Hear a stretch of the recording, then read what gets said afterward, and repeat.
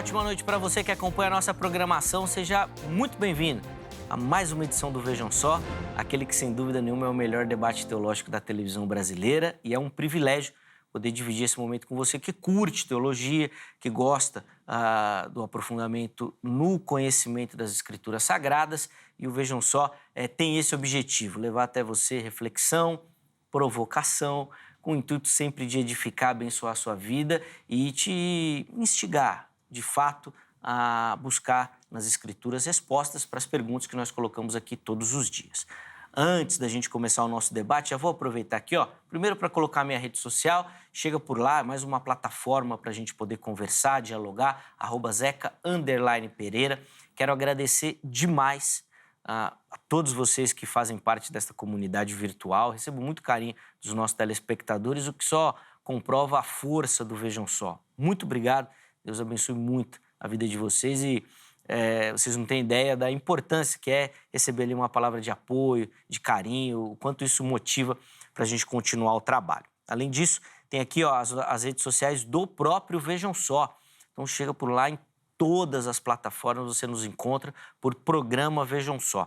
Facebook e Instagram são as redes sociais onde você vai encontrar as informações do programa. Por exemplo, os temas que nós vamos tratar no dia, os convidados, os contatos dos convidados, as nossas enquetes, por onde você manda suas fotos. São as plataformas para você interagir com o Vejam Só. E, além disso, nós temos o nosso canal lá no YouTube, Programa Vejam Só.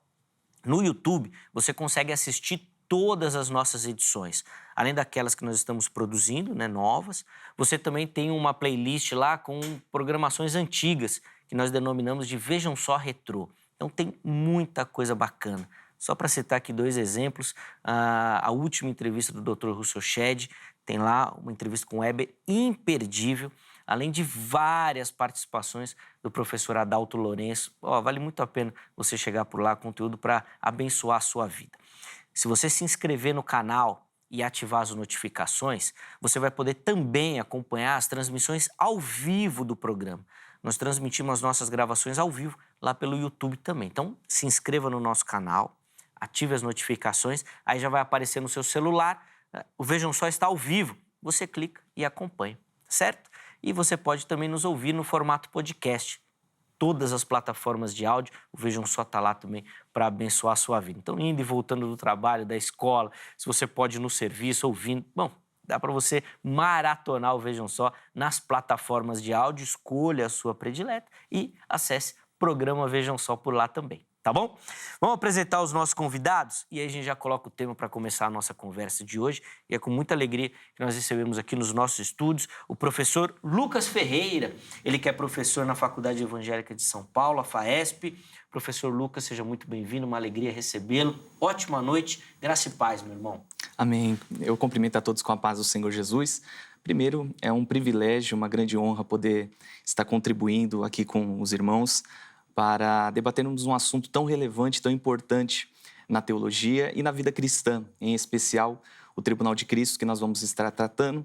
E eu gostaria, em primeiro lugar, de agradecer pela sua vida, Zeca, que Deus continue te abençoando como apresentador e mediador dessa conversa. Eu não diria nem um debate, mas uma conversa para nós expormos as nossas ideias. Agradecer também pela vida do reverendo Gilberto, que Deus abençoe. É um grande prazer estar aqui. Gostaria de mandar um abraço rápido para o nosso coordenador da extensão da FAESP, o pastor Rodrigo Ursino, a todos os alunos da nossa querida FAESP, mandar um beijo bem especial para minha esposa, que estava me acompanhando, a Tati, e também para o pastor Ademar, um grande amigo que Deus me presenteou. O pastor Rodrigo Ursino, lá da região de Guarulhos, não é isso? Da extensão de Guarulhos também, do irmão. Ele faz a coordenação do nosso núcleo ali na extensão de Guarulhos. Perfeito, é nosso amigo aqui também do Vejam Só, assim como tantos outros pastores, não só do setor lá de Guarulhos, mas do Ministério do Belém também, que tem abençoado e edificado a nossa vida aqui no Vejam Só.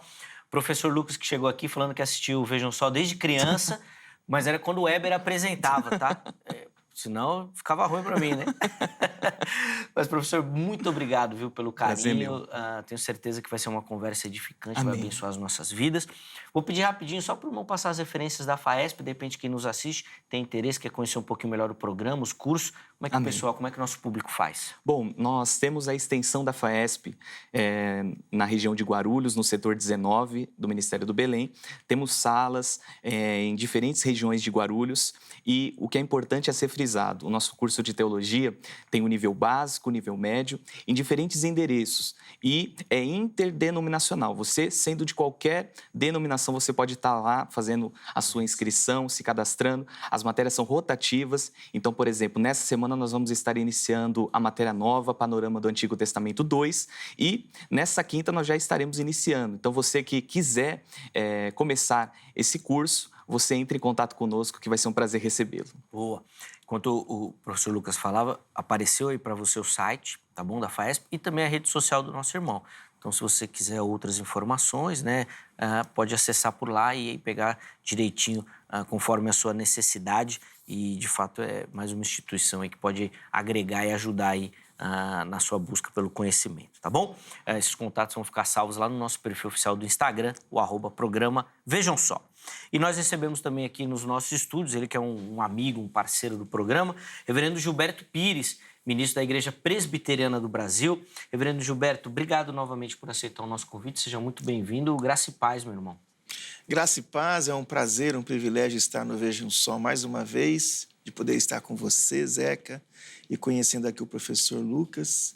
É sempre uma oportunidade de nós compartilharmos a palavra e, acima de um debate, eu acho, como foi dito, é uma reflexão e sempre a gente procura, de alguma maneira, desafiar a igreja a estar preparada acima de tudo, né? Sem dúvida. Além da discussão sobre o assunto, o importante é estar preparado para a volta de Jesus e para a prestação de contas que teremos diante dele. Então, é uma alegria poder estar com vocês novamente, que possa ser uma bênção, que possa edificar muitas vidas a nossa conversa hoje. Sem dúvida, esse é um momento de edificação, de reflexão, né, de crescimento no conhecimento. Mas, pastor, para quem é lá da região de Hermelino Matarazzo, ali da nossa querida Zona Leste, onde que o pessoal encontra a igreja presbiteriana por lá? Nós estamos ali em Hermelino Matarazzo, Igreja Presbiteriana de Hermelino Matarazzo, na rua Miguel Rachid, 280. Temos o culto aí às 9 horas da manhã, escola dominical às 10 horas e o culto às 18 horas. E na semana nós temos o trabalho com os pequenos grupos, que é uma visão que tem abençoado muito a igreja no aspecto da comunhão, da evangelização e discipulado. Se você quiser nos visitar, vai ser um prazer. Boa, estão aí também as referências da igreja. De novo, obrigado, meu irmão, pelo carinho. Fica aí o convite para você, da região de Hermelino Matarazzo, ali da Zona Leste também, de visitar o reverendo Gilberto e os nossos irmãos que congregam ali. O contato do reverendo Gilberto passou aí para você e está à sua disposição lá no nosso perfil oficial do Instagram. É só chegar por lá para você ter acesso também, tá bom? Vamos colocar aí na tela, então, o tema que nós vamos tratar na noite de hoje. E eu vou ler o versículo base, que vai usar ali só para a gente iniciar. É óbvio que nós vamos passar em outras passagens bíblicas, os nossos convidados vão nos ajudar nessa caminhada. Mas o texto base está lá em 2 Coríntios, capítulo 5, versículo 10. O apóstolo Paulo fala o seguinte, ó: porque todos devemos comparecer ante o tribunal de Cristo, para que cada um receba segundo o que tiver feito por meio do corpo, ou bem ou mal. E o que a gente quer, e a pergunta que a gente faz, né, a partir da leitura desse texto é: como e quando será esse tribunal? O que vai acontecer? Como é que é essa dinâmica? E, obviamente, o que fala que nós deveremos fazer ante esse tribunal? Nós vamos entender, começando com a resposta à pergunta que os nossos convidados vão dar. É óbvio que é um assunto bem polêmico e extenso, mas eu vou pedir que nessa fala inicial vocês apenas pontuem a direção que querem seguir, colocando algumas perspectivas, depois nós vamos ter tempo de aprofundá-las, tá? Assim que meus convidados falarem, eu vou passar a palavra para você que nos assiste também respondendo a nossa enquete, tá bom? Então vamos lá, professor Lucas, como é que o irmão responde a nossa pergunta? Quando e como se dará esse tribunal que o apóstolo Paulo cita? Bom, vamos lá. O texto que foi lido pelo Zeca, 2 Coríntios 5, 10, também podemos citar Romanos 14, versículo 10, que diz que todos haveremos de comparecer ante o tribunal de Cristo. Estaremos defendendo que o tribunal de Cristo ele acontecerá após o arrebatamento da igreja. após o arrebatamento da igreja, antes das bodas do Cordeiro e, logicamente, sendo um arrebatamento pré-tribulacional, nós acreditamos que o tribunal de Cristo está desassociado ao juízo do trono branco de Apocalipse capítulo 20 e estaremos defendendo com alguns textos bíblicos o porquê disso. Então vamos lá, para a gente entender aqui a dinâmica. A igreja é arrebatada e essa igreja arrebatada passa pelo tribunal de Cristo. Exato. Os que ficarem vão passar, então, pelo juízo depois do trono branco. Então, vamos lá. A igreja é arrebatada. Enquanto a igreja é arrebatada, a Bíblia diz lá em 1 Tessalonicenses, capítulo 4, versículo 16 e 17, que os corpos dos santos serão transformados, tanto daqueles que morreram em Cristo, quanto daqueles que estiverem vivos. Quando nós encontrarmos o nosso Senhor nos ares, se dará o tribunal de Cristo, porque nós acreditamos que já entraremos no céu galardoados, já recebendo a nossa recompensa. Aqueles que não participarem do arrebatamento, não fizerem parte ou não fazerem parte da igreja, eles passarão pelo período de 7 anos, que nós assim acreditamos, baseado em Daniel capítulo 9, nas 70 semanas proféticas de Daniel, na grande tribulação.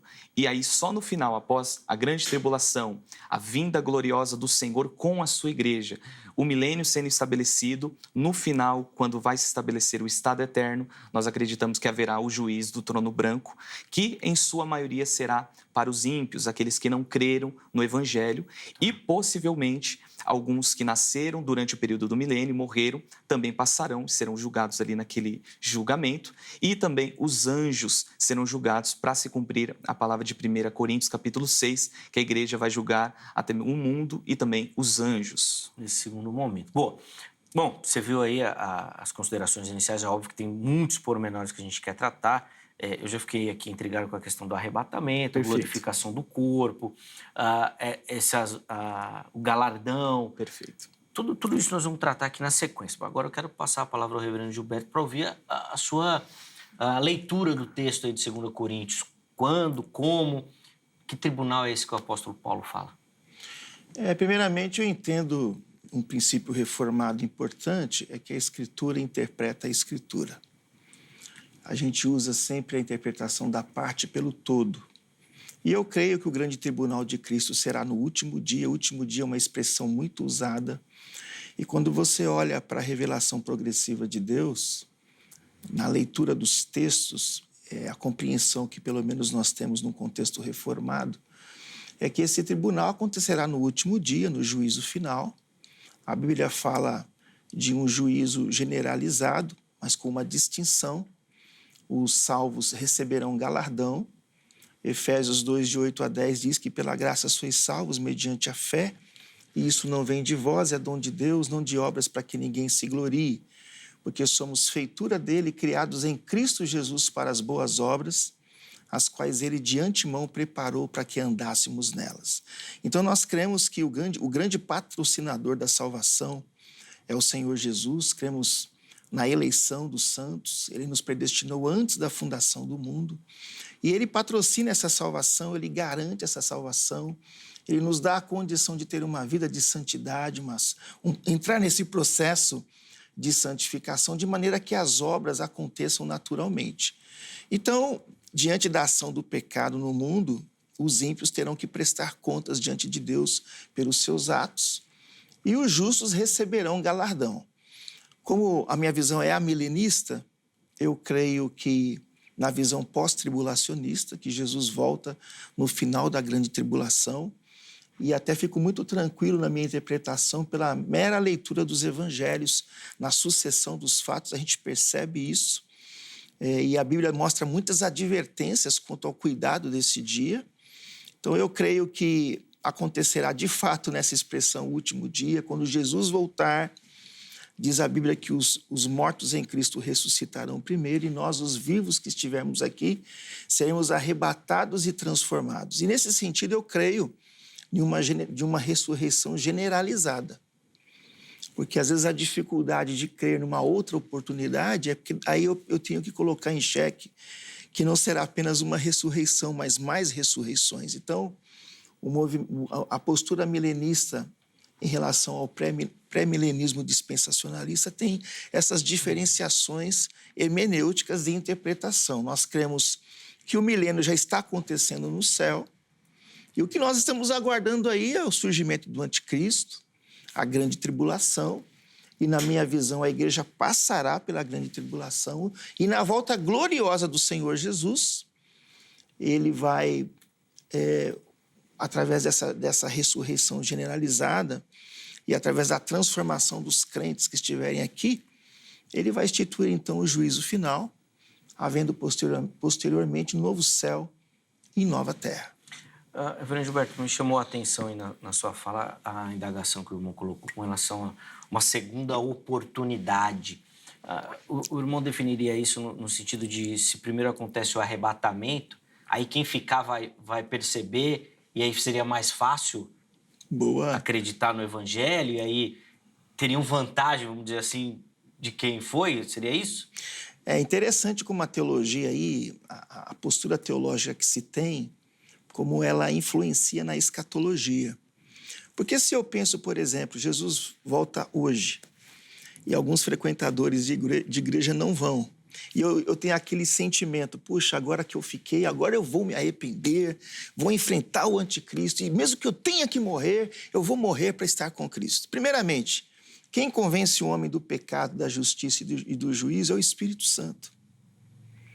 Então, na verdade, não é um ato nosso a questão do arrependimento. O arrependimento é um meio da graça de Deus que nos alcança e que nos regenera. Por isso que existem as várias advertências nas parábolas. Senão não precisaria de advertência. Você vai ter uma chance. Então a chance é aqui e agora, enquanto eu estou vivo, enquanto a parousia não acontece, enquanto a volta de Jesus não acontece, o momento de eu me arrepender é agora. E a Bíblia fala, por exemplo, da parábola das 10 virgens. As nécias tiveram uma chance depois? Não tiveram. Se você pegar uma série de aparatos bíblicos que falam sobre a importância da vigilância, a gente poderá perceber isso. E no próprio aspecto soteriológico, da doutrina da salvação. A gente crê que a salvação não é um mérito humano, mas é um ato da graça de Deus. Nós somos salvos pela graça de Deus. Então, essa questão que eu coloquei sobre uma segunda chance é que nesse ponto de vista hermenêutico do pré-milenismo, no arrebatamento secreto, então se haverá uma nova oportunidade. Mas aí até se questiona, né? Então, como é que faz com essa turma que se converter depois? Vai ter uma ressurreição para eles? Sendo que o texto fala de uma ressurreição do corpo apenas. Então, nessa montagem escatológica, nesse quebra-cabeças, a gente pode pegar alguns textos e tentar formatar isso. Mas na leitura clara e direta que eu vejo dos textos bíblicos, eu não vejo essa possibilidade. O professor Lucas vai nos ajudar nessa questão. Amém. Mas antes disso, deixa eu abrir a oportunidade para você que nos assiste, para acessar a nossa enquete e responder a nossa pergunta, que depois nossos convidados também vão responder. Coloca aí na tela a pergunta que a produção separou para a gente, e nós deixamos lá no Instagram, tá aí, ó. O Tribunal de Cristo se dará para... 2 pontos, vamos ver as opções. Primeira opção, salvação. Você vai comparecer ante ao tribunal para essa questão de juízo, ou para prestação de contas, do galardão, nesse sentido. Então, vai lá, escolha uma das opções, vote. Na postagem seguinte, tem sempre aquela caixinha aberta lá para você justificar a sua escolha, tá bom? E aí, professor Lucas, depois responde a pergunta da enquete. Eu quero que primeiro o irmão comente aqui sobre a questão da ressurreição. O reverendo Gilberto colocou aí algumas indagações sobre essas ressurreições, vai ter segunda chance, aí fica fácil. Então, queria que o irmão colocasse as suas observações também, por favor. Bom, respeitando o reverendo Gilberto, eu discordo em alguns pontos. Mesmo e apesar que nós juntos concordamos que o alvo primário do Tribunal de Cristo, seja o momento que for, é estar com Cristo. É o bem supremo da igreja. Todavia, algumas colocações do reverendo que eu discordo aqui dentro do debate. Em primeiro lugar, essa questão da segunda chance. Nós acreditamos que o Tribunal de Cristo acontecerá após o arrebatamento da igreja e antes da grande tribulação. E por que nós defendemos também a importância da igreja não passar pela grande tribulação? Para defendermos a ideia do arrebatamento e sua iminência. Por exemplo, sendo iminente, ele pode acontecer a qualquer momento. Até um texto polêmico e um texto muito bem citado, Mateus 25, da parábola das 10 virgens, ali o contexto é completamente judaico.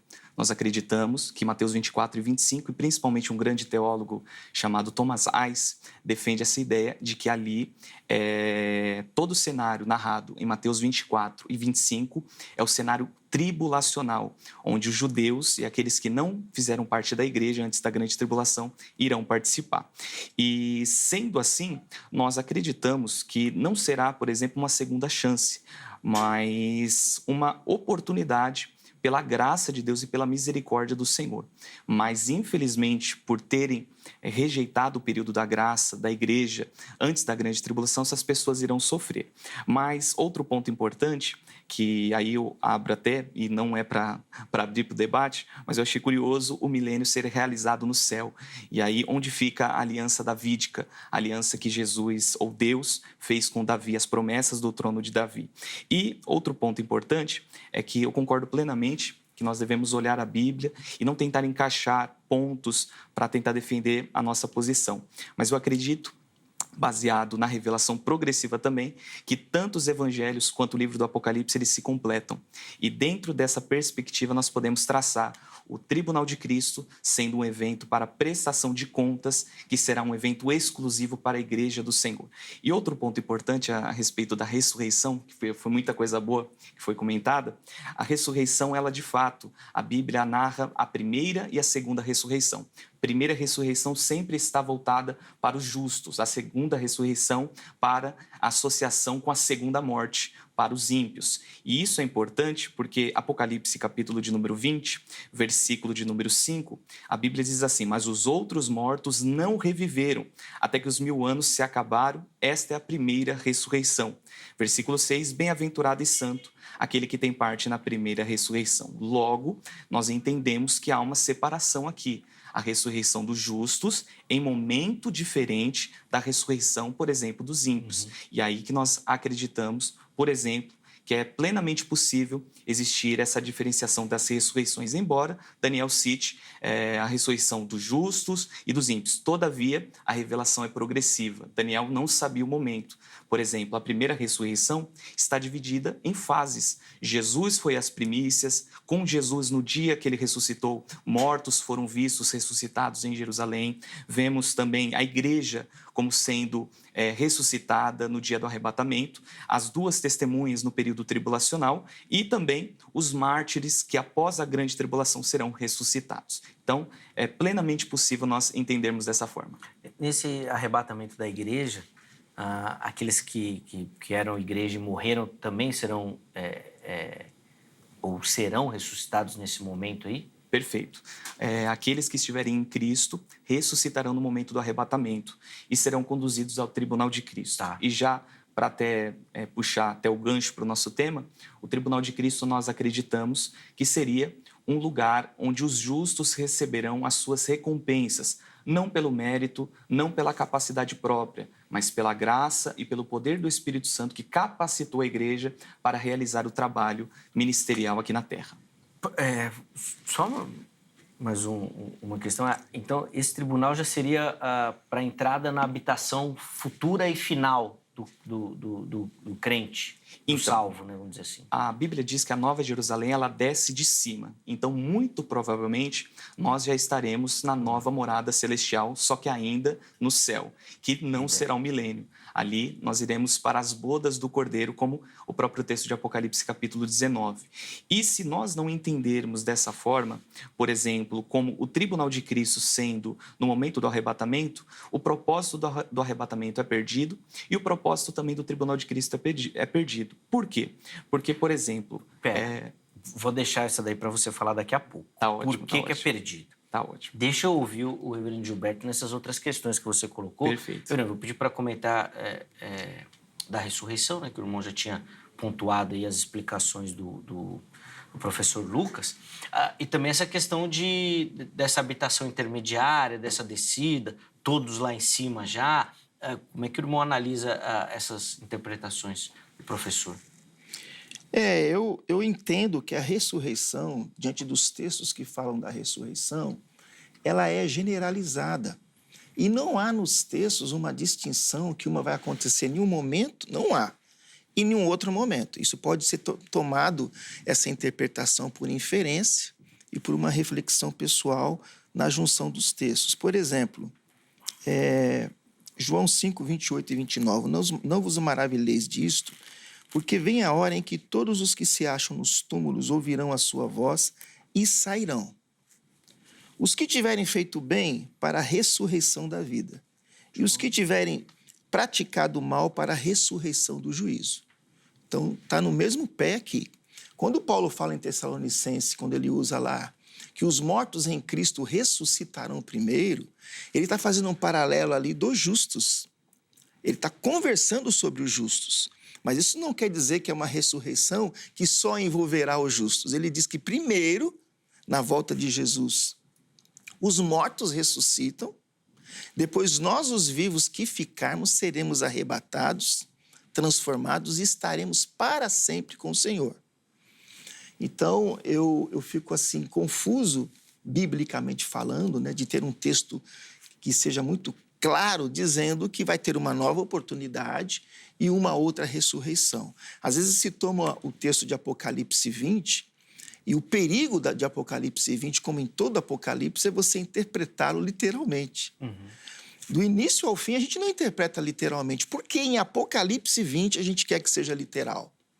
Então, é uma questão, até na minha leitura, de honestidade hermenêutica. Se Apocalipse é um livro cheio de símbolos, que nós devemos interpretá-lo à luz do que as Escrituras mostram, até mesmo essa questão, quando Apocalipse fala de ressurreições, no parâmetro reformado, a interpretação é outra.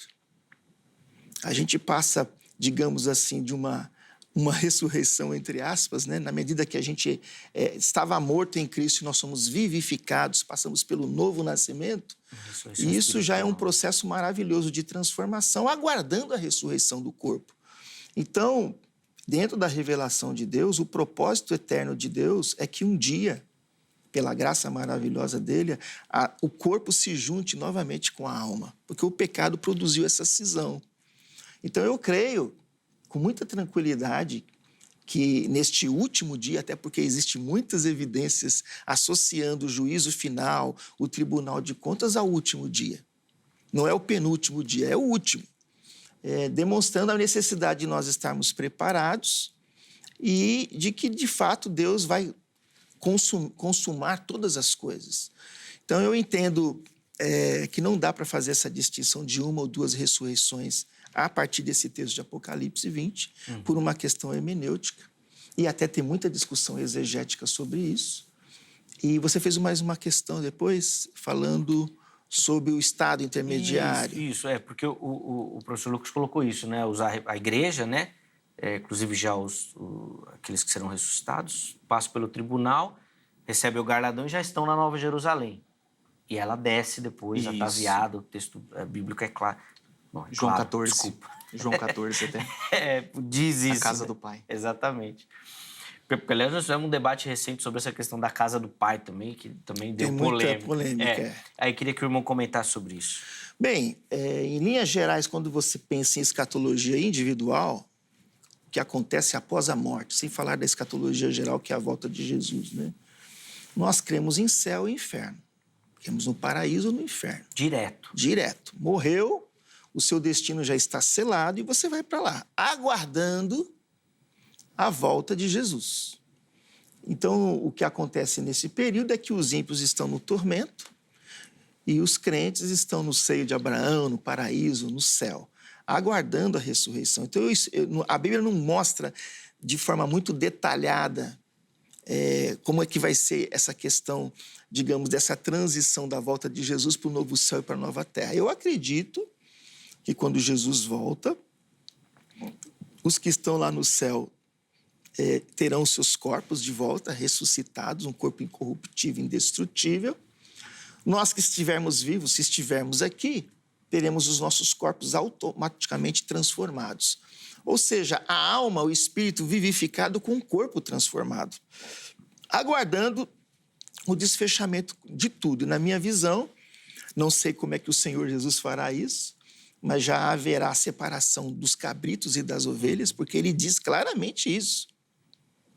E dá a ideia de um momento único.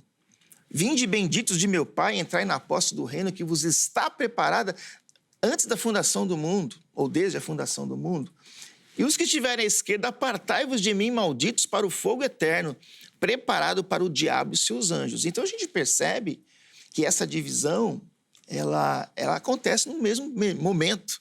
E há muitos outros textos que demonstram isso também, que vai acontecer neste momento. Então eu atrelo o tribunal de Cristo ao juízo final mesmo, ao grande trono branco, diferentemente do professor Lucas, né? E eu acredito que a partir de então, uma vez que se estabeleça isso, novo céu e uma nova terra. É a visão, é a minha leitura, né? Boa. Professor Lucas, queria que o irmão, antes de tecer outros comentários que eu sei que já estão preparados aí, falasse um pouquinho também sobre essa leitura do Apocalipse, né? O reverendo Gilberto colocou aqui que não dá para ler tudo literalmente, já que em alguns pontos tem uma aplicação figurada. Queria que o irmão tecesse um comentário sobre isso e depois já emendasse nas outras observações. Bom, vamos lá. Foi muito interessante o comentário do reverendo, porque quando analisamos o livro do Apocalipse, de fato, há muitos símbolos que precisam ser interpretados de forma simbólica mesmo. Todavia, nem todo o livro do Apocalipse é um livro simbólico, tanto que em Apocalipse 20 está muito claro no texto que será na terra, não será no céu, como foi até dito pelo reverendo.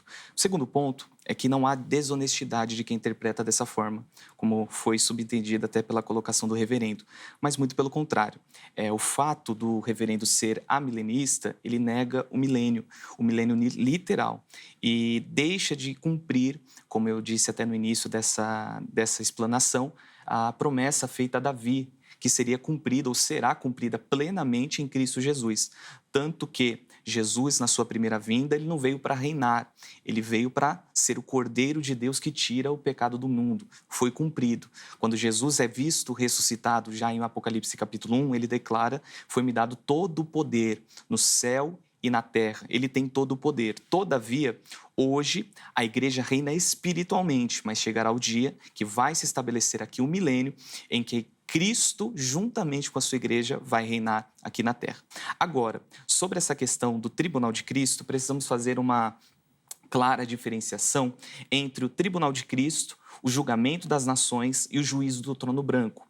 A passagem citada até pelo reverendo da separação das ovelhas dos bodes, de Mateus capítulo de número 25, do versículo 31 ao 46, que se dará, ao que tudo indica, no vale de Josafá, ali é um julgamento das nações, como trataram a Israel durante o período tribulacional. Não há menção de ressurreição, há menção, ao que tudo indica, de nações ali, a classe de julgados, as ovelhas, as boas nações, os bodes, as nações que seguiram o anticristo, e os irmãos que são os judeus, ali naquele contexto da tribulação.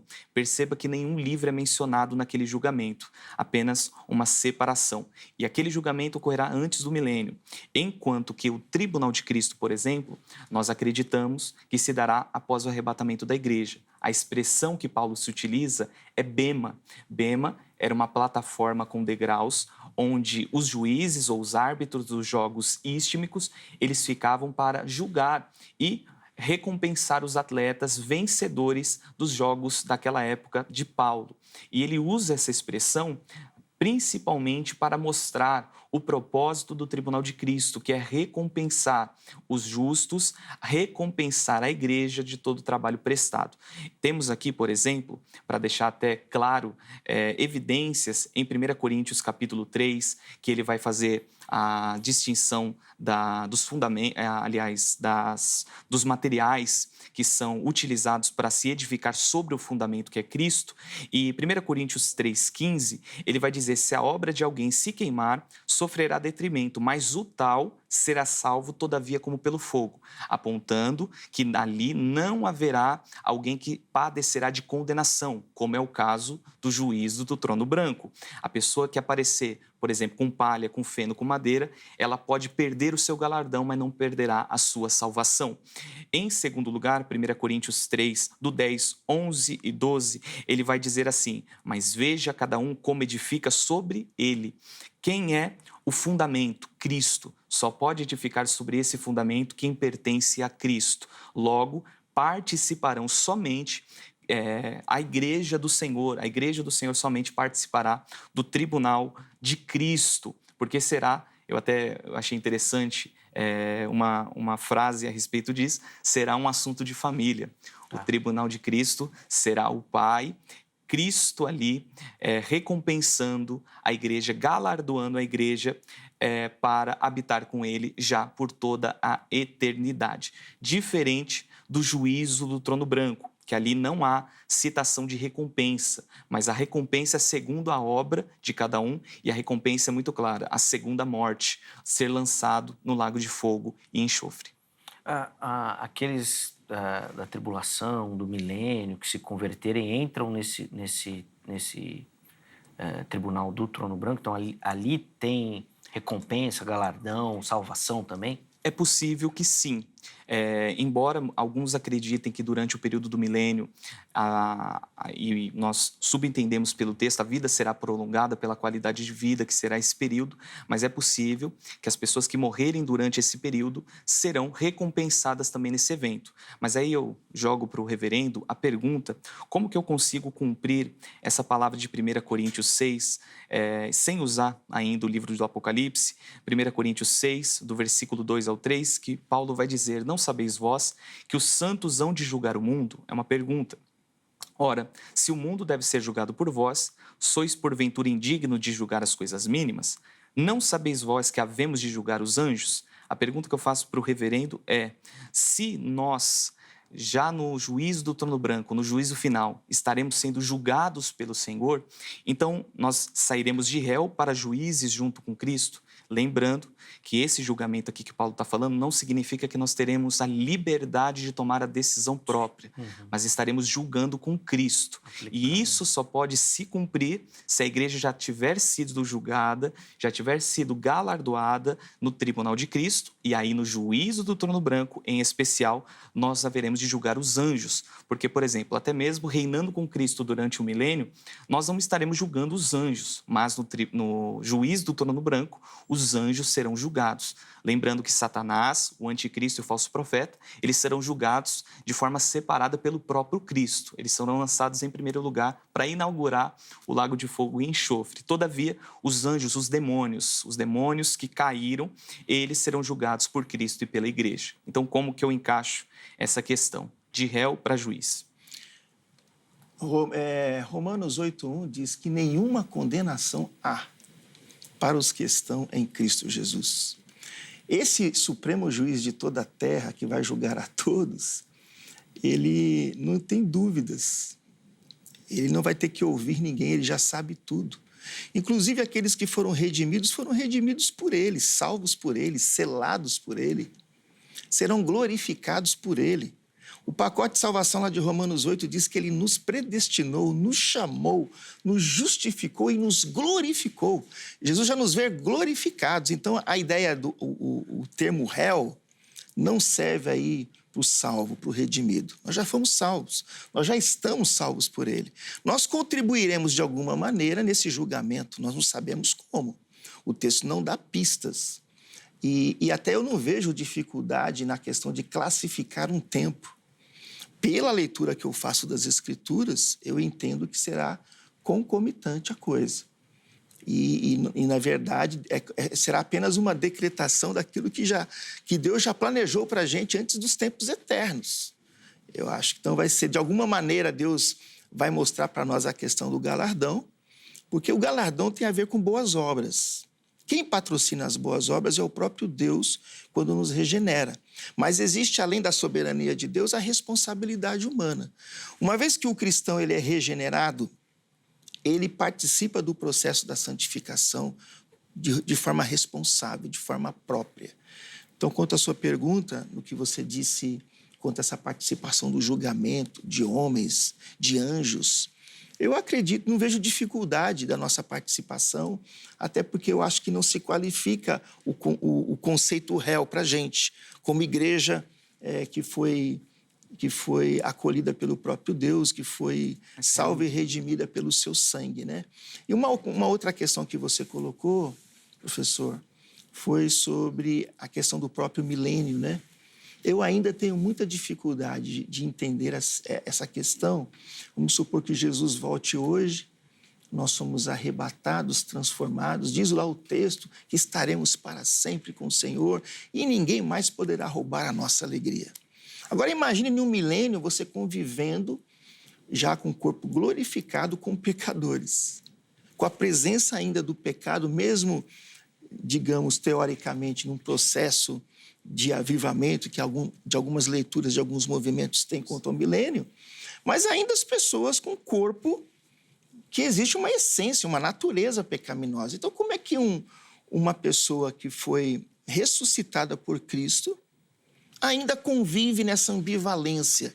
Então, eu não consigo ver um texto bíblico claro que demonstre isso. É mais uma questão de interpretação, na minha visão, no juntar das peças para se chegar a essa conclusão. Eu vejo que claramente Deus ele faz um plano e o seu plano ele é muito claro, muito específico. Por isso que eu volto a dizer, nos vários textos de advertência que a Escritura mostra, que o momento é agora. Até uma outra questão que você colocou sobre o reino de Davi, ou o reinado messiânico, ele não se cumpre no milênio, ele se cumpre no novo céu e na nova terra. Essa é a interpretação que os reformados fazem. Antes do professor Lucas responder, deixa eu só colocar mais uma questão aí do milênio, que é a posse geográfica da terra, que é uma outra perspectiva também. Aliança Abrâmica. Isso. Aliança Abrâmica. Foi prometido uma extensão territorial de posse a Israel e nunca se cumpriu. E que esse momento seria o momento para que isso acontecesse. Então, já que o trono de Davi não está nessa hora, você já falou que está lá no céu, e a posse da terra, onde que entra? Como eu coloquei, eu acredito que todas essas promessas aí se cumprem no novo céu e numa nova terra. Mas aqui, então? Eu creio que depois de toda essa redenção que é feita, né, que na verdade é uma redenção universal em todos os sentidos, porque a própria terra, a própria natureza geme e aguarda a sua redenção, né? Se Deus destruiu com água, vai destruir agora com fogo. Então, eu acredito que todas essas promessas se concretizam no novo céu e na nova terra. E aí, na terra que a gente vive hoje, né? E tem uma outra questão também, hermenêutica, né?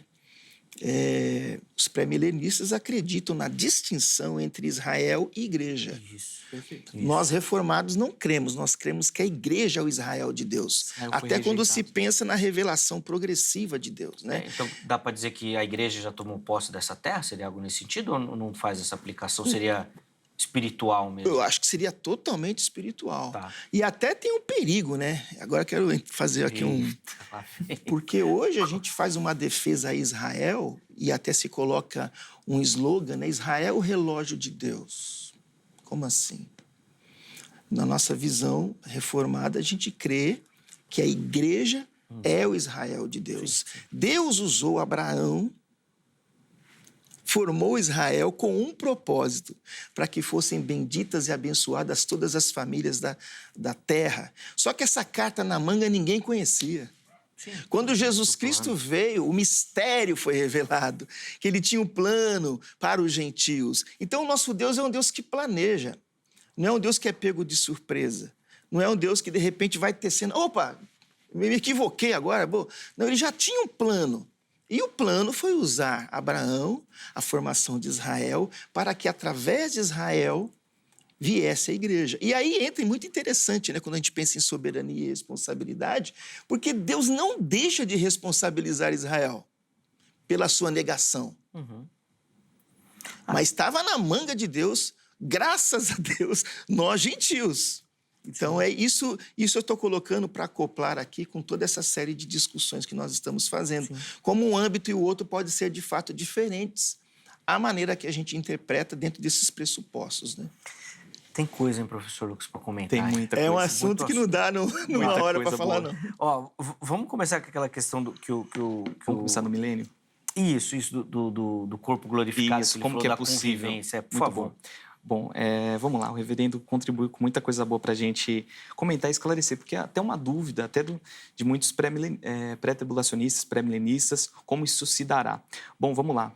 Em 1 Coríntios, capítulo de número 15, o apóstolo Paulo, falando sobre o arrebatamento, ele diz no versículo de número 53, porque convém que isso que é corruptível se revista da incorruptibilidade e que isso que é mortal se revista da imortalidade. Um ponto interessante para nós notarmos, incorruptibilidade é aquilo que não pode ser corrompido. No céu, porventura, há corrupção? De maneira alguma. Na eternidade, não haverá corrupção. Para que esse corpo vai ser glorificado também? Um dos propósitos, não único, mas um dos.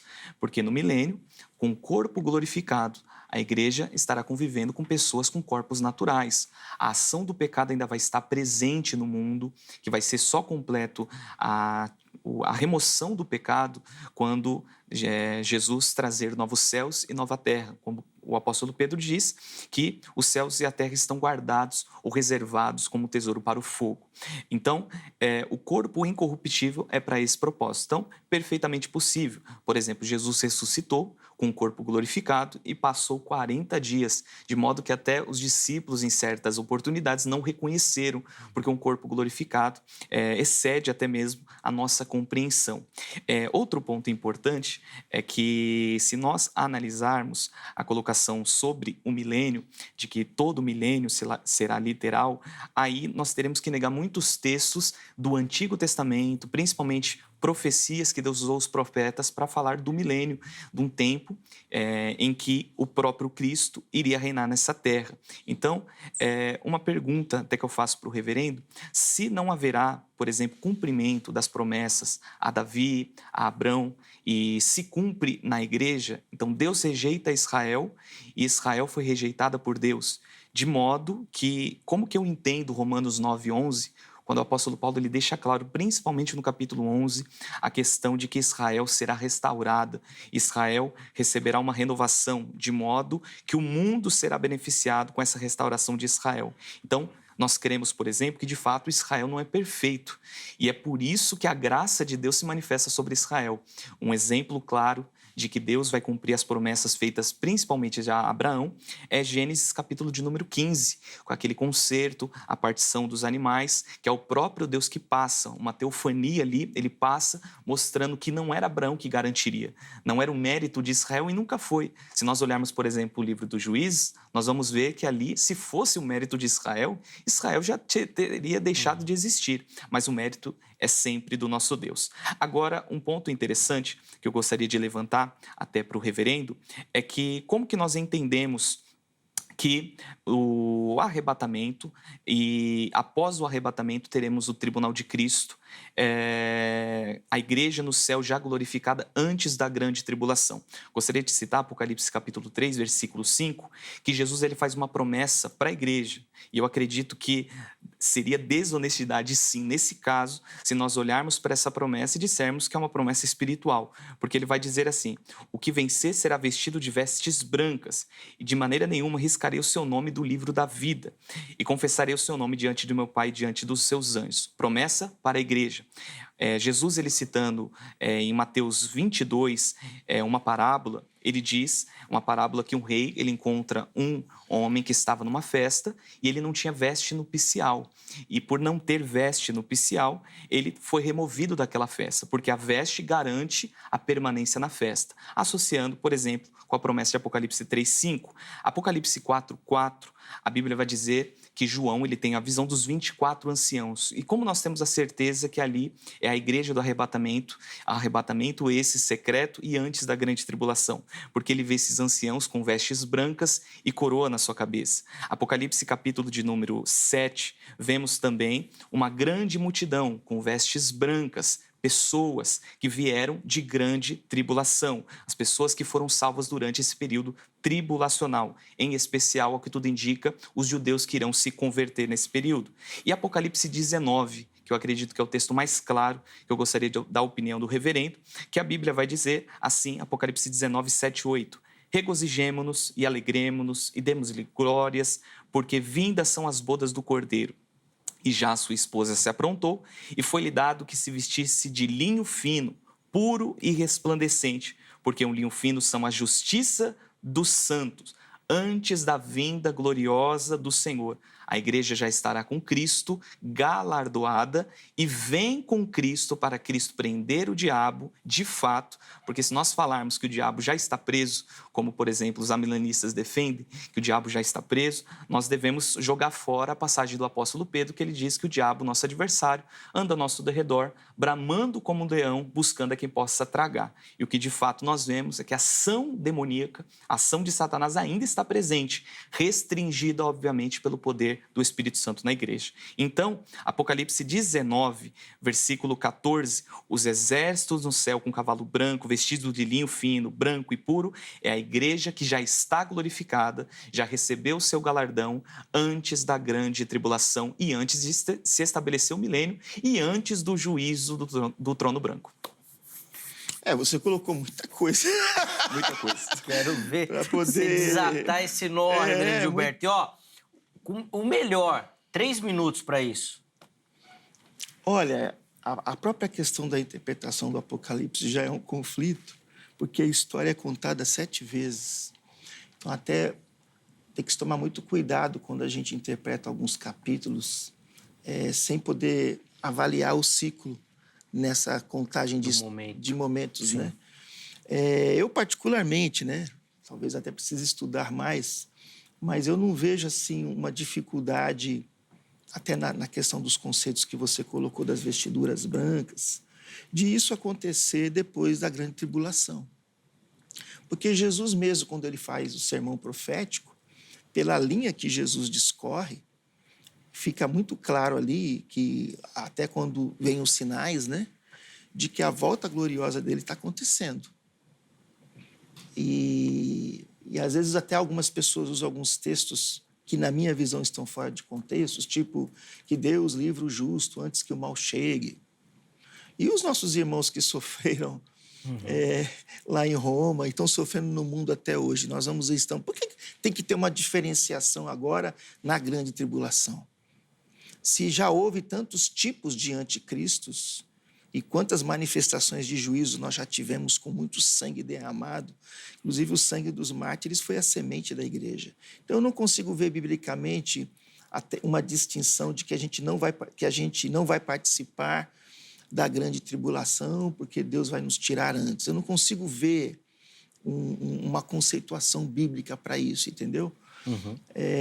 Não consigo ver um texto que diga isso de uma forma clara. Às vezes fica confusa a interpretação no livro como Apocalipse, né? Por isso que a palavra de Jesus, a leitura dos evangelhos quanto ao que Jesus diz e quanto ao que Paulo diz é muito importante. Então, na minha leitura, às vezes pode ser uma interpretação particular de alguns conceitos, de alguns textos que a gente soma e chega a uma conclusão, entendeu?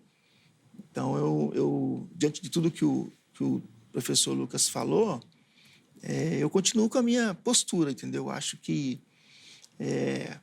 a volta de Jesus, ela acontecerá de fato, e ele usa muito essa expressão em toda a Bíblia, né? No último dia, e o importante de tudo isso é nós estarmos preparados. Até quando se falou aí, você falou da questão do milênio, eu não vejo nenhum texto bíblico que defenda essa questão, até usando uma analogia como você fez de Jesus quando ele foi glorificado, quando ele ressuscitou. Aquele momento foi um momento para ele concretizar para os seus discípulos que a promessa que ele havia dito se cumpriu, e ele foi a primícia dos que dormem. E a partir de então, a volta dele, né, como vai ser totalmente diferenciada da sua vinda, ele virá com grande poder e glória, virá com seus anjos.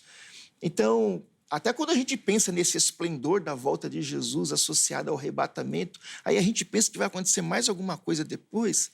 Eu não consigo encaixar isso na minha cabeça, na leitura que eu faço. O texto lá de Isaías não pode ser base para isso, reverendo? Ou você acha que lá está falando do novo céu e da nova terra? Agora, não sei se é 56 ou 58, o texto de Isaías, onde ele vai fazer uma narrativa, né, sobre as belezas dessa nova terra e tudo mais, mas no texto ele coloca a morte também, né? não haverá velho que não vai viver sem... É um pouco difícil, às vezes, de interpretar isso. Porque, se eu não estou enganado, a leitura dos pré-tribulacionistas é que lá que Isaías está falando do milênio. Isso. Muitos amilenistas colocam ali já Perfeito. como o novo céu e na nova terra, né? Perceba que, até para complementar, e aí o senhor continua, que ali há uma promessa para Israel. Isso. Isaías falando para o povo de Israel. O povo de Israel. E que seria um cumprimento literal no milênio. Isso. E a produção me soprou aqui 65, Isaías 65. Sopraram. Errei os dois. Não é nem 56, nem 58. É 65. Eu acho que é muito difícil, nesse assunto da escatologia, de qualquer parte, tá? De qualquer escola, a gente querer ter uma interpretação completa, sem qualquer dúvida, né? Sem qualquer porém, não é difícil. É Sem difícil mesmo, porque às vezes, tanto de um lado como do outro, você vai pegar um resquício e eu posso pegar um resquício, como aconteceu de ambos os lados aqui, né? Então, eu acho que Deus deixa esse grande quebra-cabeça para a gente, a questão do quando, como será, uma coisa que é essencial, primordial acima de tudo, que não vai adiantar a gente discutir muito isso, se as pessoas realmente não se sentirem preparadas, né? E até alguns conceitos importantes sobre segurança, né? A questão do juízo final da prestação de contas, né? Se eu não tenho uma segurança de que Jesus Cristo me salvou, de que Ele me redimiu, de repente o assunto fica meio insípido, né? Porque eu tenho que ter essa convicção da segurança eterna diante dos fatos que acontecerão, né? Que, de repente, pode ser que até quando isso acontecer de fato, Deus nos surpreenda em muita coisa na leitura das 3 escolas, né? Sem dúvida. É por isso, por uma insegurança, que muita gente tem medo quando fala de escatologia, né? Não só de estudar, né? O medo de estudar é que às vezes dá uma confusão na mente. Ver as bestas. Mas às vezes... Mas às vezes dá medo da situação, né? E aí, o que vai acontecer? O tribunal, às vezes tem... acaba criando um pavor aí. Às vezes a gente recebe muita mensagem disso, né? Quando a gente traz escatologia, o pessoal comenta, nem gosto de falar desse assunto, que não sei o quê. Acaba querendo fugir. Irmãos, vou precisar chamar o intervalo. Infelizmente, nosso tempo aqui do primeiro bloco já se esgotou. O segundo bloco ele é menor, mas vai ser o momento onde vocês vão fazer as considerações finais e as conclusões. O reverendo Gilberto tem batido muito nessa tecla, então vou pedir para que vocês, no próximo bloco, ofereçam uma aplicação prática do tema. Você que nos assiste, o que isso precisa mudar no seu dia a dia, na sua prática cristã? O que esse tribunal que nós estamos tratando aqui interfere na sua vida diária, tá bom? Então fica ligadinho que nós vamos fazer isso no próximo bloco. Antes do intervalo, vou pedir para a produção colocar aqui para você o telefone da Agrade, Academia Teológica da Graça de Deus, parceira aqui do Vejam Só. São mais de 20 anos caminhando junto com o programa, então quer estudar teologia, quer se preparar para o ministério, quer aprofundar o conhecimento da palavra de Deus, o Vejam Só indica a Grade para você.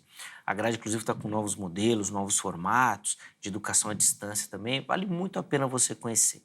Anota o telefone direitinho, amanhã, horário comercial, você liga, fala na Secretaria-Geral, tira todas as suas dúvidas, tenho certeza que você vai se encaixar ali em algum formato ou modelo oferecido pela Grade, tá bom?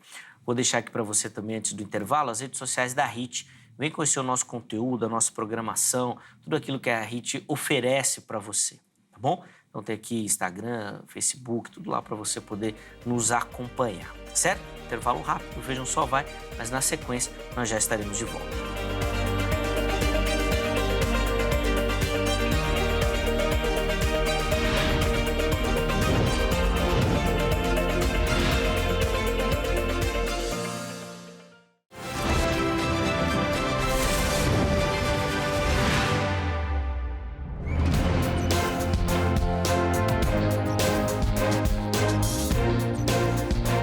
Já estamos de volta com o Vejam Só, intervalo bem rapidinho na nossa conversa. Hoje falando sobre o texto lá de 2 Coríntios 5:10 e o Tribunal de Cristo. Tentando entender, e olha, a conversa no primeiro bloco foi muito proveitosa. Acho que só de temas que nós levantamos aqui na conversa já dá mais uns 10 debates.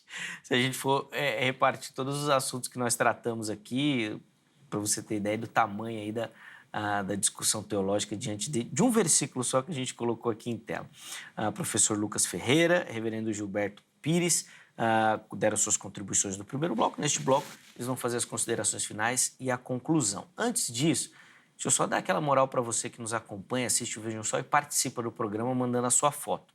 Todo mundo que aparecer aqui no programa vai concorrer a um presentaço do Vejam Só para você, tá bom? Então, acesse as nossas redes sociais, Facebook ou Instagram, e mande por lá a sua foto. Uma selfie, bem simples, assistindo o programa. Não precisa de muita produção não, tá bom? Vertical, horizontal, do jeito que você achar mais fácil. Faz a foto e encaminha. Vai lá nas mensagens e envia a sua foto junto com o seu nome, cidade e estado. Apareceu aqui, concorre a prêmios, tá bom? Vamos colocar na tela aí as fotos de hoje e nós vamos começar o nosso passeio. Ah, rapaz, sabe por onde? Lá por Guarulhos. Ah, tá vendo? A gente falou de Guarulhos aqui no começo do programa e nós vamos começar a foto lá. Vamos lá ver quem vai aparecer aí? Tá aí, ó, a Arlene, lá de Guarulhos, região metropolitana aqui de São Paulo. Obrigado, viu, Arlene, pelo carinho, pela audiência. Deus continue abençoando muito a sua vida aí, toda a galera de Guarulhos que nos acompanha demais aqui no Vejam Só também, tá bom? A próxima foto vem lá do Rio de Janeiro, da cidade, né, do Rio de Janeiro, e quem vai aparecer aí é o Célio Nazário, nosso telespectador carioca. Obrigado, Célio. Meu irmão, Deus abençoe demais a sua vida lá no Rio de Janeiro também, a nossa audiência é incrível. Obrigado, meu irmão, pelo carinho, Deus te abençoe. Encerramos as nossas fotos lá no Espírito Santo, na cidade de Vila Velha. Olha, que é outro estado onde o Vejam Só recebe muito carinho. Agradecer demais ao estado do Espírito Santo. Põe na tela aí a foto da Cleo. Aí a Cleo acompanhando o Vejam Só. Obrigado, viu, Cleo, pelo carinho, pela audiência. Deus abençoe muito a sua vida. E, ó, lá no Espírito Santo a minha barba tá mais branca do que aqui em São Paulo, hein? Olha lá como tá branca a barba, gente. Não é possível. Acho que foi o flash, né, Cleo? Na hora que tirou a foto, aí a barba ficou branca lá. Não tá tão branca assim, não. Tem que regular essa sua televisão, Cleo. Obrigado, minha irmã, pelo carinho. Deus abençoe demais a sua vida. Participe você também que nos assiste. Coloca aí na tela aí o presente que nós vamos mandar para a nossa audiência. Tá aí, ó. Essa belíssima caneca aí, ó, para você poder desfilar, tomar o seu chá, o seu café, café com leite, e achocolatado, sua água. Aí vai para você, tá bom? De presente do Vejam Só, uma forma de agradecer o seu carinho. E isso daí é só para os telespectadores, viu, Reverendo Gilberto? Você que está de olho na nossa caneca, tem que mandar pena, foto. Né, gente? Puxa, manda podia foto. ganhar, né? Uma canequinha, né? Voto também. Manda a foto para você participar também. Boa. Meus irmãos, infelizmente nós vamos caminhando por final aqui do programa. E eu vou pedir agora, nesse momento, então, as considerações finais, uma aplicação para o nosso telespectador. 3 minutos para cada um. Esse bloco o Reverendo Gilberto inicia. O professor Lucas vai ter o privilégio, então, de encerrar o programa de hoje, Perfeito. tá bom? Vamos lá, Reverendo, 3 minutos, por favor. Eu creio que o nosso debate de hoje, a nossa conversa, deve trazer para todos nós um desafio de, primeiramente, nós nos dispormos a andar em novidade de vida, porque eu creio que esse tribunal de Cristo, ou numa outra leitura, no outro conceito, o juízo final, ele se aproxima. A Bíblia diz em Mateus 25, 31 e 32, quando vier o Filho do Homem, na sua majestade, todos os anjos com ele, então se assentará no trono da sua glória. E todas as nações serão reunidas em sua presença, e ele separará um dos outros, como o pastor separa dos cabritos as ovelhas. Nesse texto, a gente percebe claramente que Deus determinará um destino para um grupo e um outro destino para outro grupo. Se nós, de fato, quisermos desfrutar de uma vida eterna, de uma vida para sempre, em um novo céu e uma nova terra, nós precisamos nos posicionar em Cristo enquanto nós temos a oportunidade hoje. E a nossa oração é que, a despeito das controvérsias teológicas que tivemos, você possa ter um posicionamento com Cristo sério, andando em novidade de vida e procurando fortalecer a sua eleição dia após dia. Isso a gente faz com uma vida santa, uma vida no altar de Deus, uma vida comprometida com o reino de Deus, cumprindo a grande comissão, pregando o evangelho do reino, de maneira que o Espírito Santo possa produzir arrependimento e salvação, especialmente nos tempos que nós estamos vivendo, tempos difíceis, turbulentos, que apontam para a gloriosa volta do Senhor Jesus. Maranata, ora vem, Senhor Jesus.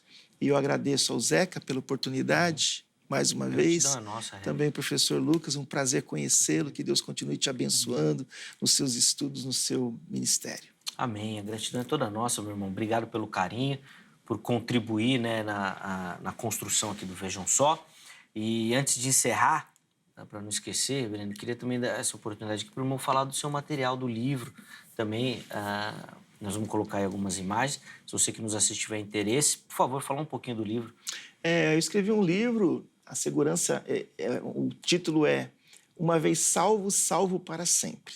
E esse título ele tem a ver com o quinto ponto calvinista, que é a perseverança dos santos, onde nós defendemos de forma bíblica, histórica e teológica que o cristão autêntico, uma vez salvo, ele está salvo para sempre, ele não perde a salvação.